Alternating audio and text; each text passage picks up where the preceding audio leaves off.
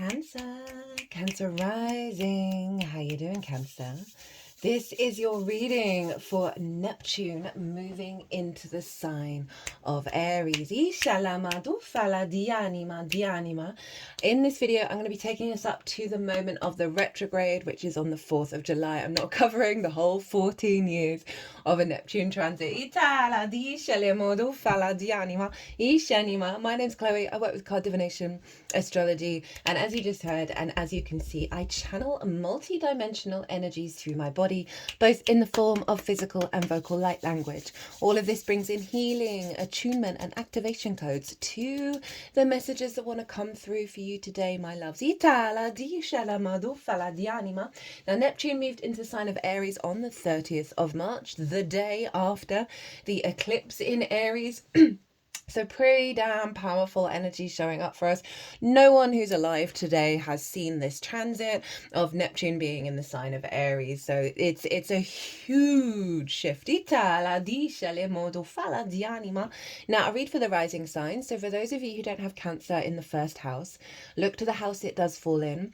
Look to the themes of that house, and you want to apply those themes along with all the other meaning you've got going on in the sign of Cancer to the messages that come through, because it will be as if that Cancer energy, wherever it falls in your natal chart, has now energetically moved to the first house. So the astrology for the rising sign will always still link in. You've just got to add on your own natal chart meaning on top of it. For example, I've got Cancer. I've got Cancer in the 12th. So I'd apply the themes of the 12th and to what comes through, as well as I've got my EQ there, which is your equatorial ascendant. We've got two ascendants, to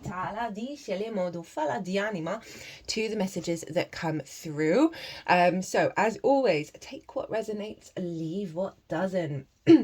Now, this is the first time ever on this channel that I haven't done the collective reading before the all signs reading. So that is going to come after the all 12 signs. We're doing things differently. The instinct of the I am of it all is shifting and changing. But I have pulled all these oracle cards. I always do them before doing any transit, and that will be at the end of the all 12 signs as well. Some really beautiful energy coming off of it that's kind of very much in alignment with what I was picking up on in terms of the divine universal love coming through the instinct of the I am, and now we're just working through it. So at the time of recording this video, the ascendant is in Cancer, so we're very in attunement with your energy. I'm going to be pulling 5 cards for this energy. As I said, it's just taking us up to the retrograde. Neptune's going to retrograde in Aries and go back into Pisces. We've had Venus do it. Mercury's doing it. We're going to have Saturn do it as well. This is why the Pisces Aries energy is so powerful this year. We're in the year of the wood snake. It's a year 9. We are closing out so many karmic cycles with the beginning and the end of the zodiac on top of the year 9, on top of the wood snake. So, my lovely Cancer risings, where is this happening for you? Well, it's happening in your 10th house.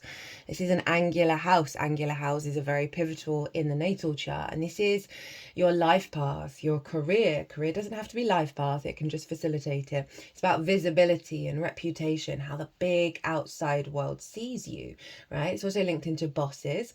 And I like to envisage a tree in the natal chart, and the 10th house is the top of the tree with the leaves at the top of the tree striving towards the sun, because the 10th house is always where the sun was at the peak of its arc on the day that you were born, right? So big sun vibe. So we're very in attunement with this, with the ascendant being in your sign right now.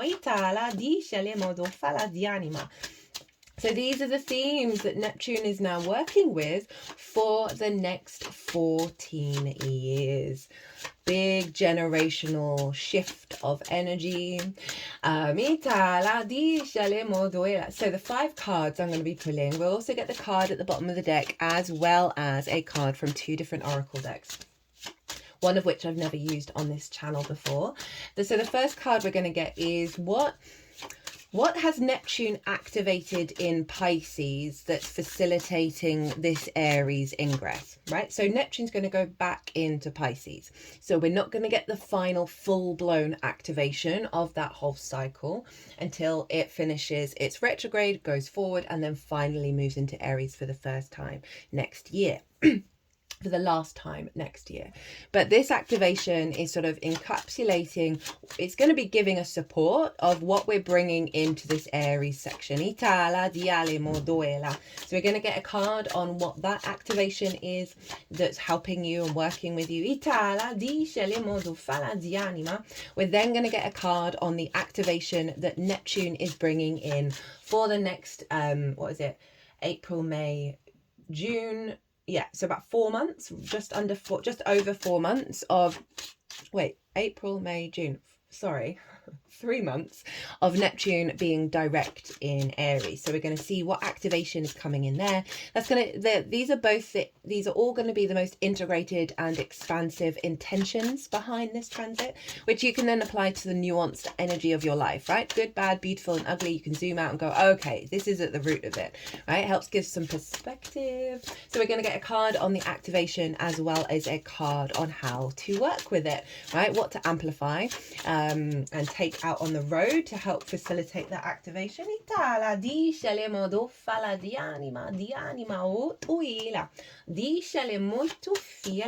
We're also going to get a card on the illusion Neptune's going to be bringing up to the surface, right? The thing that isn't truly real. But everything is, even illusions, they're still real. But you get what I'm saying. What's the illusion Neptune's bringing up and how to work with the dissolving of that illusion. As I said, we'll also get the card at the bottom of the deck. Ooh. Right, they're saying they want all of these.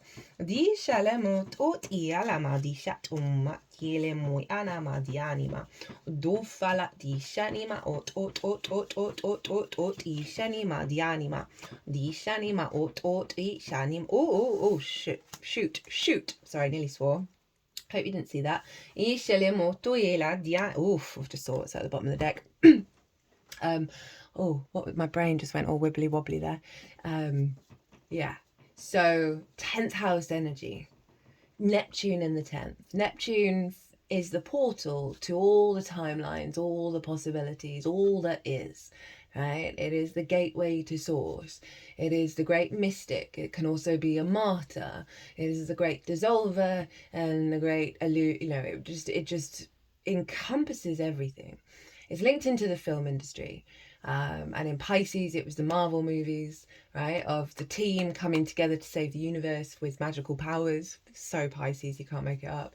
And now it's in the sign of Aries, and this is the I am of it all, the honouring of the sacredness of the divinity within us all, and our capacity to create our own reality and go forth into new territory with that space. Right, so you've got that in your 10th house. So it's bringing an added level of spiritual, mystical, magical energy to your understanding of your path, right? The journey that you're working on.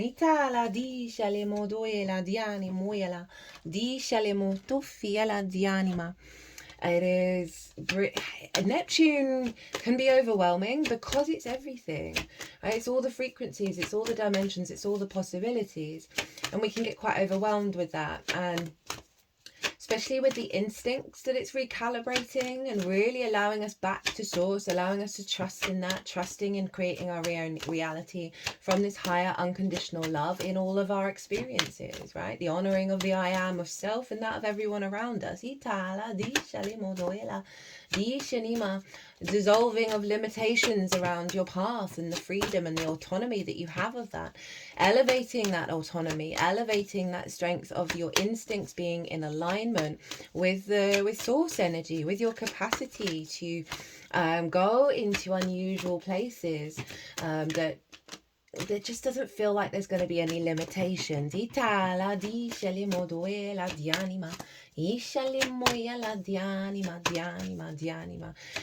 as I said, it can feel quite overwhelming, and this is the beginning part of it. So we're going to be working through that and helping ground ourselves back down, and also being an observant of the instincts Neptune is bringing up in order to be dissolved around the path, around visibility and reputation, around how you're perceived and how that influences you walking on your path, your connection to society, the collective, your parental figures, your friends, your family, where you're like, oh, but I kind of want to go down this way, and you're like, oh, but the fear, the struggle, the conflict.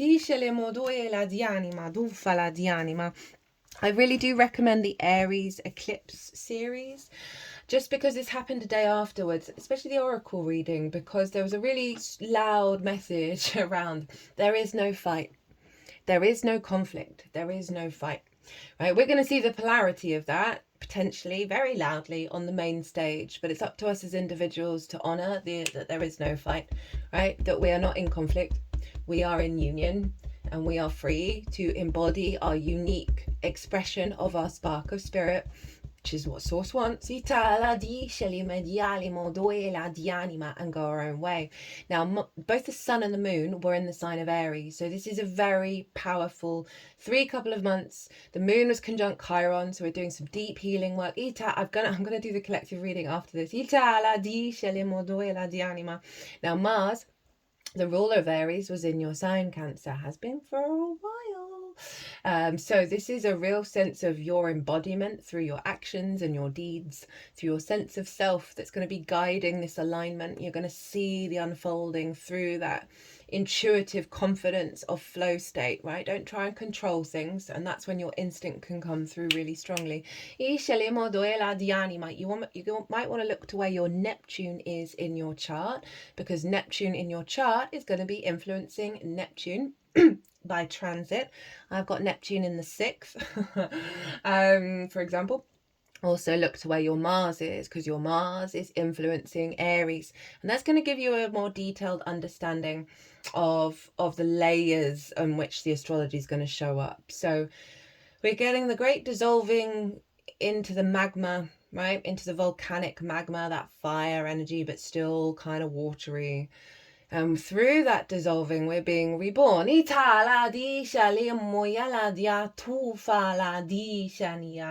create our own reality, and not feel any shame, any guilt, any pain, any frustration around all of that. Right, let's get into your cards. I'm feeling very dreamlike at the moment. Forgot to mention that about Neptune. Neptune is very sort of undulating. It's the dream space. It's very intuitive. It's very psychic.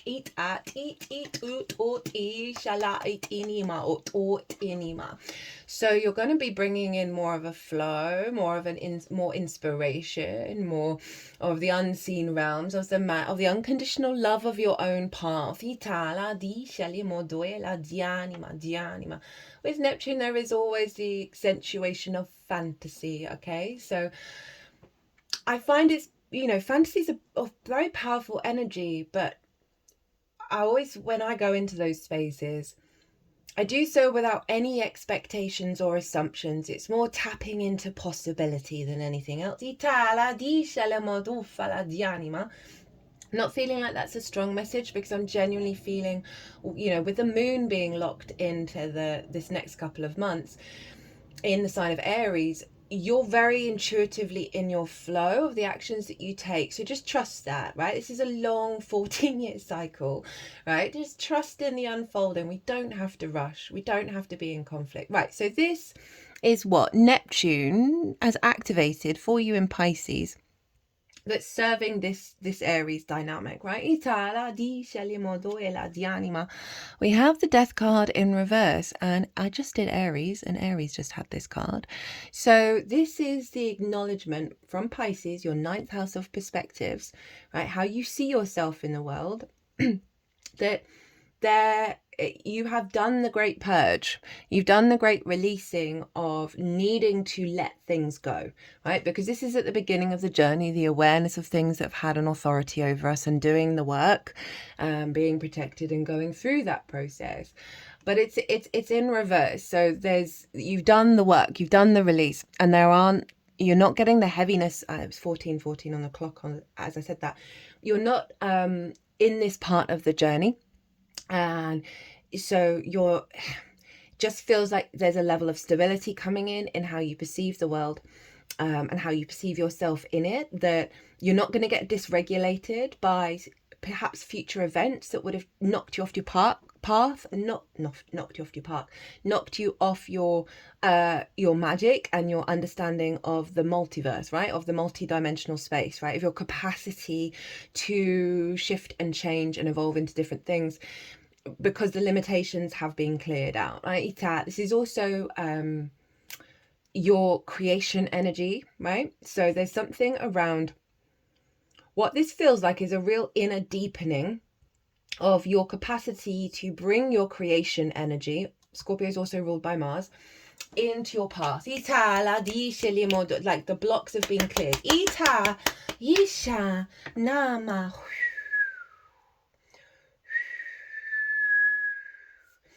Disha tiali moya tiatuela.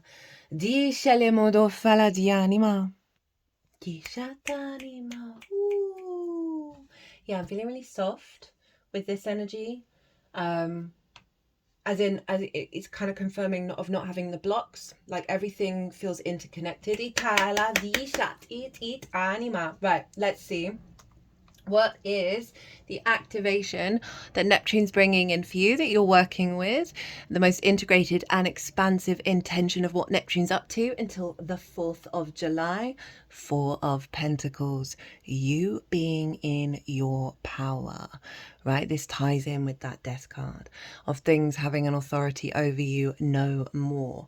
So I love this card from this deck, because all of this rippling energy just really highlights how I've always seen this card, which is very protected energy, sovereign energy, and building from your sovereign autonomous frequency.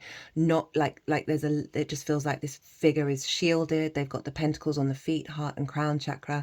There is a crown representing that sovereignty, and they feel protected from the city, from the outside world, from the expectations, from the drama, from the conflict, all of that. So Neptune is getting you right with you, of your I am, and how you build your path from a place of sovereignty. Couldn't make it clearer. And that is because you've done this, right? So you're no longer having that influence. It's not distorting you. It's not distorting how you build.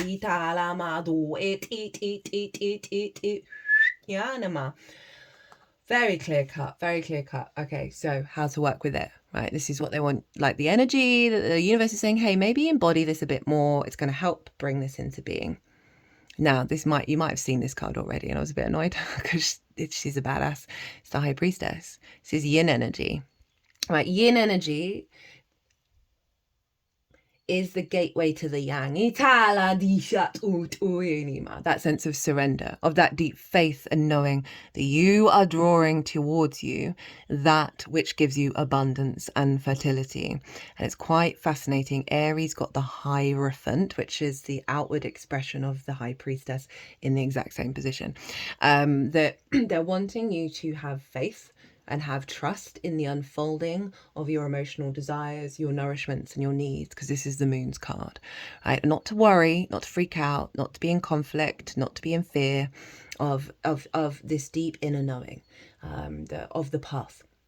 And it's very intuitive. Now, Neptune, in wherever it is heightened in its intuitive nature and its psychicness. It's very magical, right? So it's really saying, allow yourself to step into that space.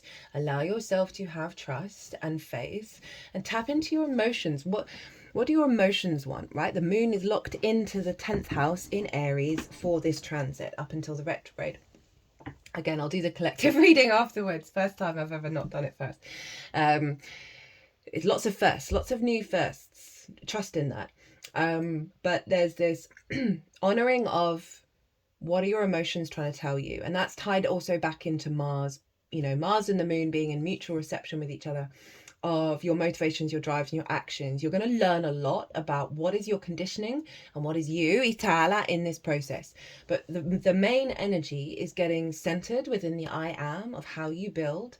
And right, so you may feel emotions in you that you're like, oh, wait a minute, I don't think that's actually me, because you've got this level of protection and this awareness that's going to help you move through all of this. But this is the activation, so it is genuinely just wanting you to have trust and have faith and focus on you and how you move through the world, and what's right for you and your path, and not whether you are visible or recognized for that. Okay, what's the illusion? What's the illusion that Neptune's going to bring up, right? So we often always get two sides of the same coin. We get the good, and then we get the old patterns that are coming up to be dissolved. We've got the Seven of Swords in reverse. So the illusion is, firstly, I need to explain how I read this card, because it's a bit different to a lot of tarot readers. This figure is carrying the Five of Swords. Five of Swords for me is the most difficult card in tarot, right? It's about conflict. It's about the bully victim cycle, right? That we're all, so many of us are stuck in various ways. And this figure is stealing away that Five of Swords to bring in inner peace, right? Two of Swords. And it's the color of the sun. It's a really positive card. And this is about thinking differently, thinking beyond conflict. So it's in reverse. So it's kind of highlighting you might go through some wormholes in your brain, some mental spirals that stop you from thinking outside of conflict. They've just got my other hand over between, it's above the right eye, but like at the beginning of the eyebrow, between the nose. Itala, with the fingers pointing towards the crown. It's like on the right hand side of the third eye. Itala, now they've moved to the left. Ita, now they're at the center. And this, the High Priestess can help with this, of dissolving this, of letting go of that, of leaning back into trust, but it's sort of doubling down around, there is no fight. They want you to get right with you. It's not about what's going on in the outside world. It's not the expectations. It's not the conditioning. It's not the, so you might have certain scenarios that come up that cause conflict, or feel like conflict, or feel like, oh, things aren't going your way, or you want to take over and be the tyrant, right? Okay, Aries can be very tyrannical. And they're showing you that those responses, those scenarios are the illusion. The truth is the Four of Pentacles. I forgot what this card is. And so often, right, say it's like someone else getting that pay rise, someone else getting that job, and you're like, I'm the victim.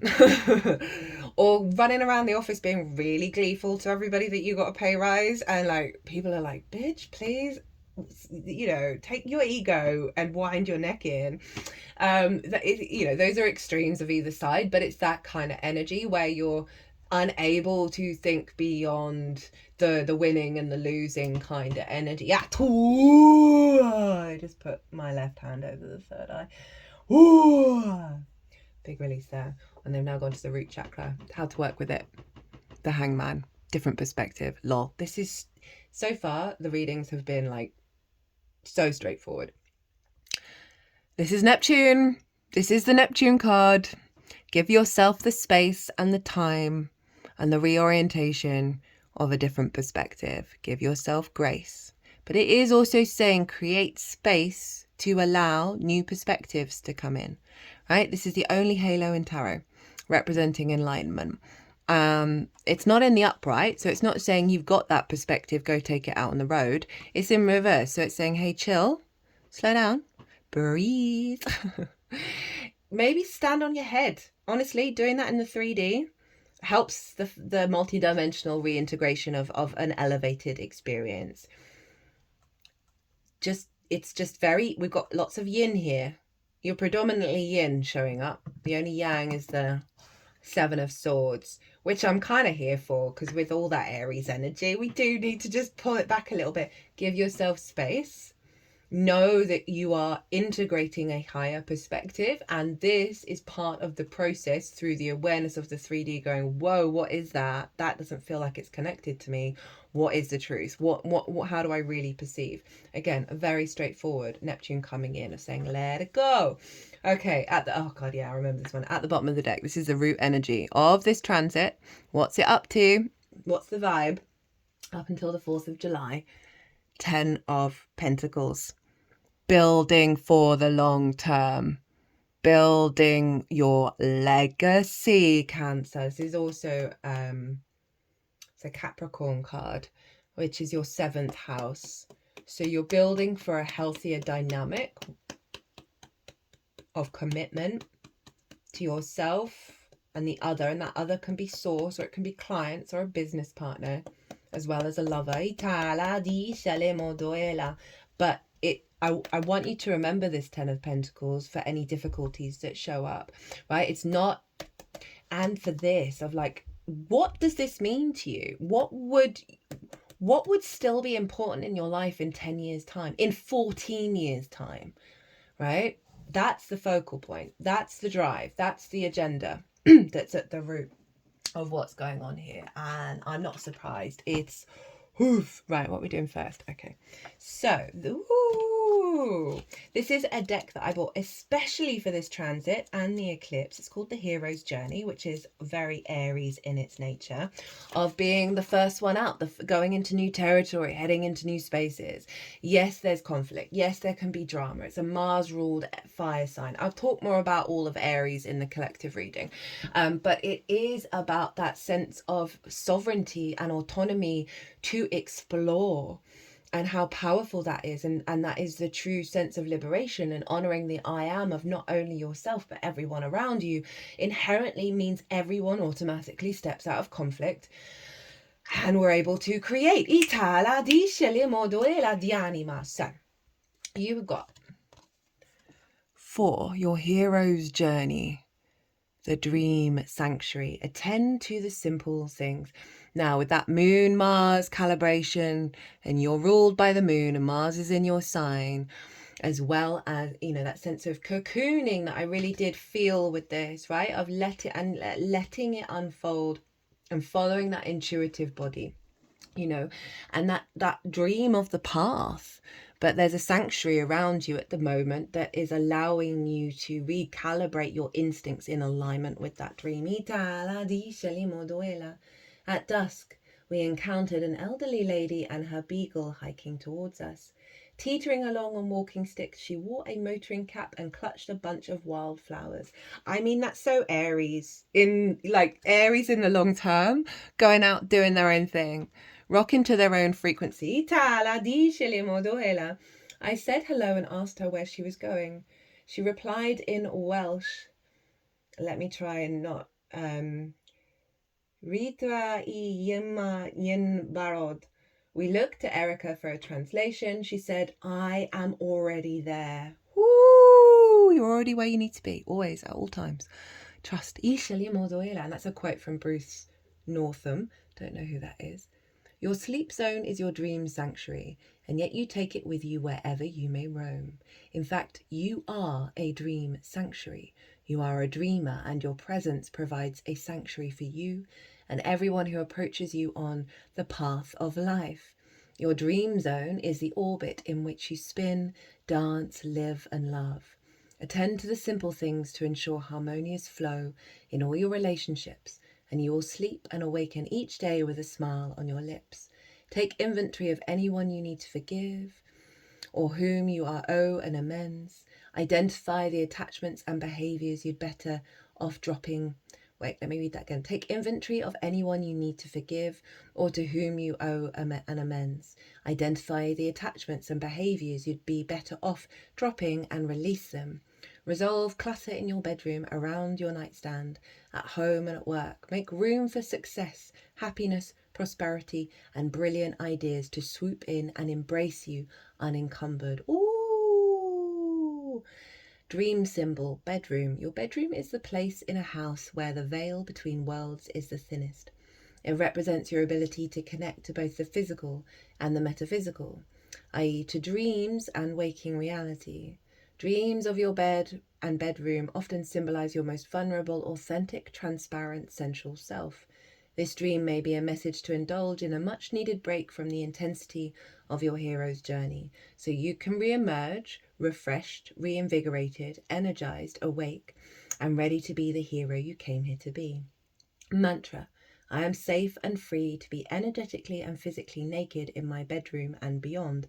Interesting. The stripping down of self, of vulnerability, the soothing. You've got so much yin. The soothing of your dreams, of your emotional body, to allow that instinct to come from a more organic place for you, Cancer. From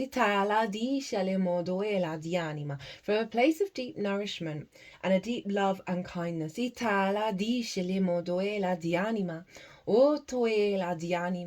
So you're able to walk your path in a really purposeful way. Remember, this is the journey for the next 3 months, and is a similar energy to Aries of like, slow down. It's okay. Take your time.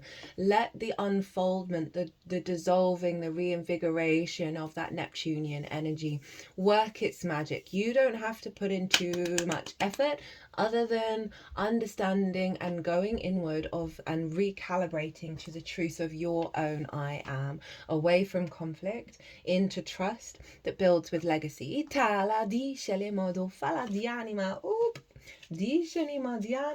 Okay, so next up, this is a brand new deck that I've not used at all until this transit.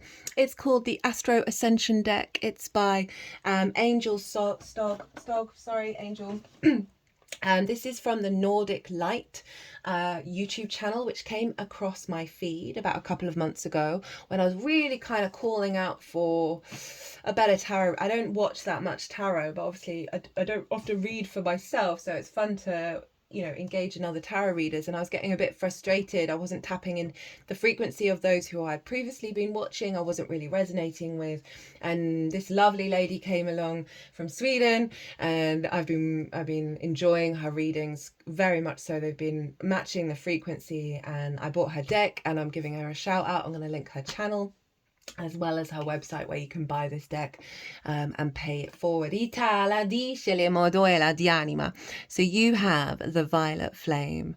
Transmute that damn energy. Sacred fire, transmutation, alchemy, spiritual ascension, healing, freedom, karmic release, compassion, forgiveness. Archangel Zadkiel, I don't think I've ever said that out loud. Zadkiel, Master Saint Germain, and Saint Germain I'm going to be bringing into the collective reading. This book is one of the books I'm going to be saying, hey, if you want to get in touch with what's going on with Neptune, that's the vibe, because it is the I am of it all. So fantastic this is shown up. So where is it? Let me find Saint Germain and read from this.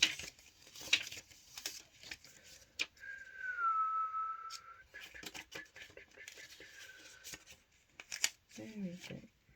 Sorry, I've used this deck very little.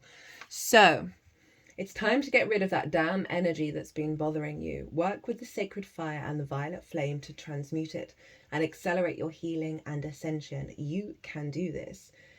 And its shadow side is there is a lot of dark and heavy energies around you. You have to push through this with more courage than ever. You have what it takes. It might not be easy. Now, I don't feel a heaviness off of this. I feel like it is because of the work that you've done with that death card in reverse. That so often when we do some really, really, really big work, it's then the tendrils that are left that come to the surface. And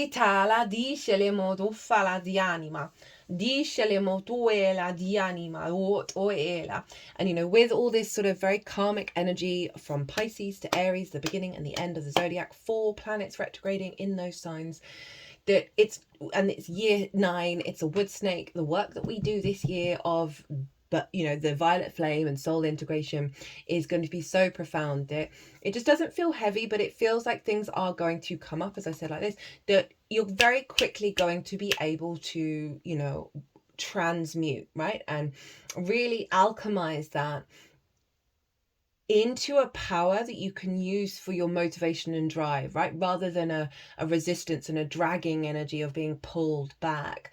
This is because of that moon Mars, moon in Aries, Mars in Cancer, mutual reception. They're psychically hotline to each other. So there's a really strong connection for you, Cancer, between Mars and the moon here, of your capacity to work through a lot of those that stuff. But anyway, I'm not feeling like it's very heavy. Let's see what's at the bottom of the deck for that one.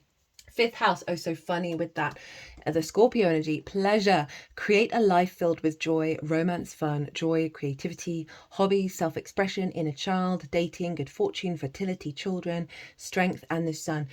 So this is helping bring in more play rather than the burden and the weight of the life path.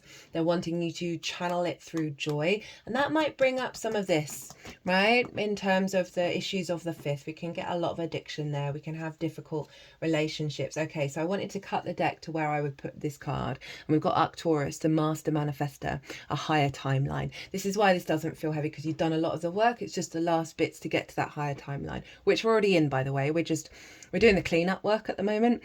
Pioneer, very Aries, natural born leader, stargazer, highly evolved masculine energy, a doer, ancient gifts, sacred geometry, scientific, right? So that's all letting me know that what you're creating is bringing in a higher frequency for not only you, but for everybody, right? Itara. We've got underneath this, a splendid torch, blaze brightly. So very similar to the Aries energy in terms of the polarity, the duality of the slowing, the softening, as well as the action and the going. And that's very Neptune in a yang sign. Okay, let's cut the deck and see where this would go. Time for a quantum leap, prepare for a makeover. Yeah, love that. That is, again, encapsulating everything of what we've got for you, my loves. Okay, if you want to deep dive even further, it's a big one. It's a big one. Or the eclipse or anything else. My website is everywhere. And if you want to pay by PayPal, email me directly on that one. Oh, Cancer. I feel really nice. The energy feels really nice. There's a little bit of nerves, but it's more excitement than anything. You're in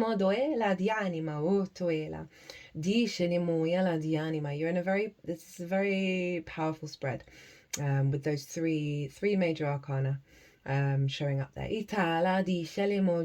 Well, my loves, Cancer, thank you for holding space for this. As always, it's an honor and a privilege to read for you. Cancer, be good to yourselves, be good to those around you. Safe travels and be well until we meet again.